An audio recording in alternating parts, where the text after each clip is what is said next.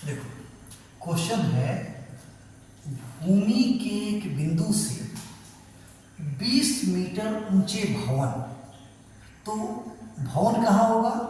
जमीन पर। तो भवन कैसा होता है? एक सीधा, टेढ़ा मकान तो बनाओगे नहीं, पर ढह ही जाएगा। इस मकान की ऊंचाई है 20 मीटर।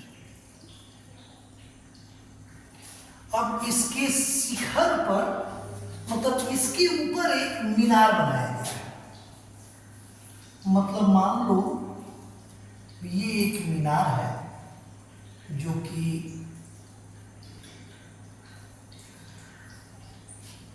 थोड़ा सा गुंबदा आकार का है, ऐसे बना इस तरह के स्ट्रक्चर में मीनार है।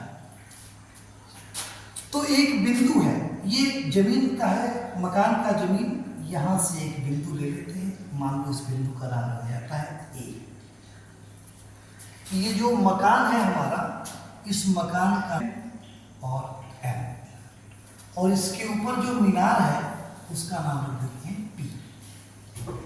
तो कह रहा है कि एक मीनार के तल, तल मतलब ये पूंछ जो इसका नीचे वाला भाग है, यहां से एक आदमी खड़ा होकर इसको देख रहा है। यहां से खड़ा होकर इसको देख रहा है।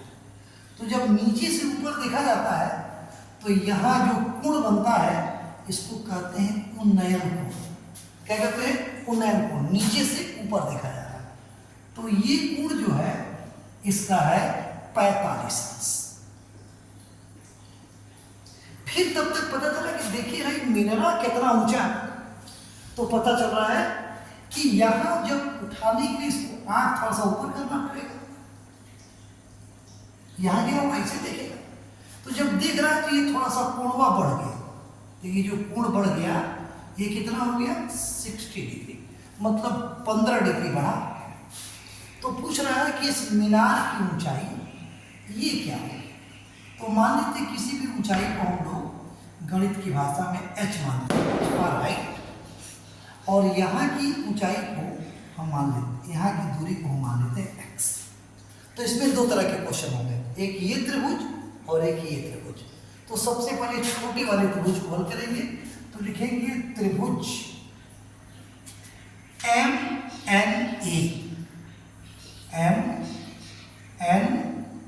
ए में चूंकि लंब दिया हुआ है और आधार निकालना है, तो ट्रिग्नोमेट्री में लंब और आधार tan में होता है।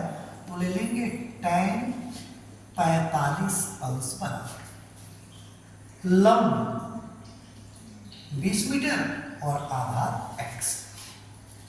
तो ये हो गया 1 बराबर 20/x। क्रॉस मल्टीप्लाई कर देंगे, x बराबर कितना आ जाएगा? 20 मीटर। मतलब ये पता चल गया कि घर से वो आदमी जो खड़ा है वो कितने मीटर दूरी पर है? 20 मीटर। अब वो पूछ रहा है कि यहां से जब वो ये देख रहा है तो इसकी ऊंचाई कितनी है? तो एक त्रिभुज और पकड़ लेंगे। त्रिभुज का नाम रख देंगे PNA। PNA में क्या लिखेंगे? tan 60 अंश। तो अब tan 60 लेंगे तो इतनी ऊंचाई बनेगी। उस ऊंचाई में लंब क्या है? h, और ये उसमें जुड़ गया 20, और आधार x है, और x का मान तुम पहले से निकाले हो, कितना है? 20। तो tan 60 अंश का मान कितना होता है? करड़ी में 3, और यहाँ h प्लस 20/20। क्रॉस मल्टीप्लाई कर दोगे, 20 करड़ी में 3 बराबर h प्लस 20। अब इस 20 प्लस को इधर भेज देंगे तो माइनस हो जाएगा। 20 करड़ी में 3 माइनस 20 बराबर h। या फिर इन दोनों में से कॉमन ले लेना, तुम्हें कॉमन क्या मिल जाएगा? 20। तो बचेगा क्या?